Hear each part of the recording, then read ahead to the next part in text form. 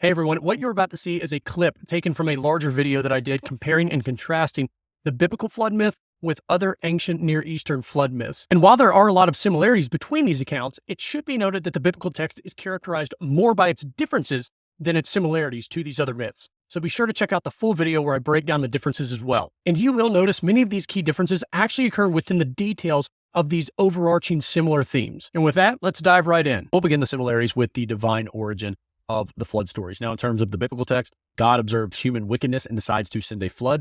In Eridu, it implies similar divine displeasure, but lacks details within the narrative. In Atrahasis, you have overpopulation, and the god Enlil is annoyed by humankind's noise and decides to send a flood. And then in the Epic of Gilgamesh, the gods are disturbed by human noise and population. So we can see in all four of these instances, it is the divine beings that decide to bring about the flood on humanity. Next, we have the heroic figure of each tale.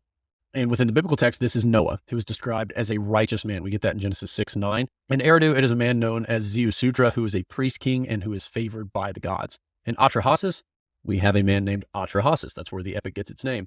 And he is the flood hero who receives divine instruction. The text actually states that his ear was open to his god Enki, and he is actually saved from 3 attempts to essentially wipe out humanity. And then in Gilgamesh, we have a man named Utnapishtim, who is granted immortality and is the sole survivor of the flood. Now, what's important to note about this is that in the Epic of Gilgamesh, Gilgamesh is the hero. Utnapishtim is simply someone that Gilgamesh hears about or knows about to have survived a flood from a long time ago. And while Gilgamesh is on his quest for immortality, he seeks out Utnapishtim because Utnapishtim is immortal because of his survival from the flood.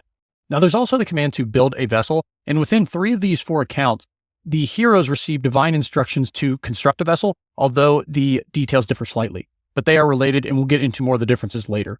But within the biblical text, it provides detailed instructions to build an ark, and this is Genesis 6:14-16. In Eridu, the text is missing due to the damage of the tablet. And in Atrahasis, the hero is directed to build a boat from his house. And very similar within Gilgamesh, Utnapishtim is instructed to dismantle his house and to build a boat. And another common element is the use of pitch for these vessels. Within the biblical text, Noah's ark is coated with pitch. That's Genesis 6:14. In Eridu, again, the text is missing due to the damage of the tablet. In Atrahasis, the boat is similarly described as being watertight, and in Gilgamesh, Utnapishtim's boat is also built with pitch. The preservation of life is also emphasized in most of these narratives. Within the biblical text, Noah brings pairs of each animal onto the ark, and it's Genesis 6:19-20. And then Noah does, in fact, bring 7 pairs of the clean types of animals on the ark as well. This has long been noted by scholars as being a priestly thing that he does. Within Eridu, again, the instructions are missing because of the damage of the tablet, although animals are available for sacrifice post-flood, which had to have meant that they were brought on board. And given the relationship that Eridu shares with Atrahasis and Gilgamesh, and that in both of those accounts, the heroes are instructed to save various types of animals or gather animals, it is likely that the missing text within Eridu Genesis does include the instructions to gather animals and bring them on board the vessel. There's also the use of birds. Now, I have this here under the similarities, and you can see that both Eridu and Atrahasis actually lack this detail.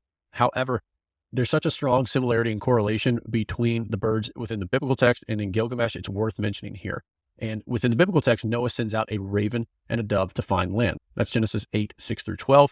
And then in Gilgamesh, Utnapishtim releases a dove, a swallow, and a raven for the same purpose. You can see that the difference there is the swallow, but what scholars have recognized is the similarity between the dove and the raven. Now, if you're interested in digging in further on this, there is a great paper by scholar James Bijon. It is called Toward a Theology of the Jubilee, and it actually speaks of specifically the raven and the dove, and it links this to the Day of Atonement within the biblical text.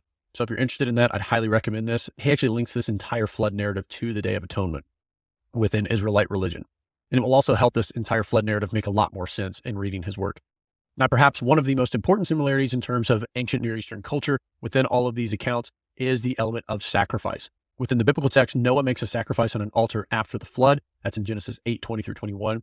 Eridu implies offerings, but lacks explicit references due to the fragmentary text. In Atrahasis, the hero emerges and sacrifices to appease the gods. And in Gilgamesh, Utnapishtim offers a sacrifice to the gods. And in terms of sacrifice, this is actually where we see a common element overall, but the specific details of each are quite different. Now, one big similarity is this idea of smelling the sacrifice and that smell being pleasing to God or the gods in the accounts. But where the accounts really differ is, for instance, in Atrahasis, where the gods are actually very hungry and very thirsty because there's been no human beings to offer them food and drink from sacrifice. And so when Atrahasis offers this, the text actually describes the gods gathering around the sacrifice like flies.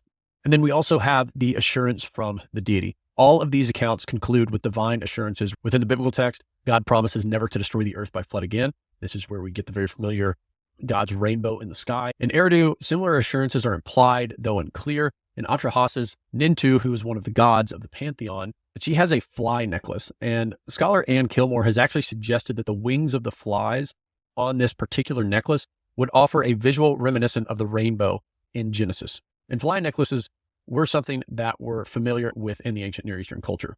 And then in Gilgamesh, the gods assure Utnapishtim of his immortality, but not necessarily the earth's safety. All right, everyone, I hope you found this brief video of the ancient flood narratives beneficial. Now it's your turn to share your thoughts in the comments below. And if you'd like to see the full video that this clip came from, you can click here. Or if you'd like to see a video that YouTube is recommending for you, you can click here. Thanks so much, and I'll see you on the next one.